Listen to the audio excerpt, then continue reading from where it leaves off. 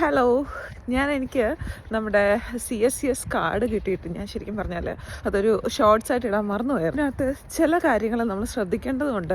നമ്മൾ അപ്ലൈ ചെയ്യുന്ന സമയത്ത് ചില വെബ്സൈറ്റുകൾ അതിന് നോർമലി ഉള്ള റേറ്റിനേക്കാളും കൂടുതൽ റേറ്റ് ഇട്ടിട്ട് നമുക്ക് ഒന്നാമത് ഏത് വെബ്സൈറ്റിൽ നിന്നാണ് കറക്റ്റായിട്ട് എടുക്കേണ്ടത് ചിലപ്പോൾ അറിയത്തിണ്ടാകത്തില്ല. കാരണം എല്ലാത്തിൻ്റെയും പേര് സെയിം ആയിട്ട് CSCS കൺസ്ട്രക്ഷൻ സ്കിൽസ് എന്നൊക്കെ പറഞ്ഞിട്ട് ഏകദേശം സിമിലറൊക്കെ ആയിട്ടുള്ള ലോഗോ കാര്യങ്ങളൊക്കെ ഉണ്ടാകും. അപ്പോൾ നമ്മൾ കുറച്ച് പൈസയൊക്കെ അതിനകത്ത് ഒരു തട്ടിപ്പൊക്കെ നടക്കുന്ന സൈറ്റുകളും ഉണ്ട്. നമുക്ക് അങ്ങനെ ഒരു തട്ടിപ്പൊക്കെ നടക്കുന്നതുകൊണ്ട് കറക്റ്റായിട്ടുള്ള വെബ്സൈറ്റ് ക്ലിക്ക് ചെയ്തിട്ട് വേണം അത് അപ്ലൈ ചെയ്യാൻ വേണ്ടിയിട്ട്.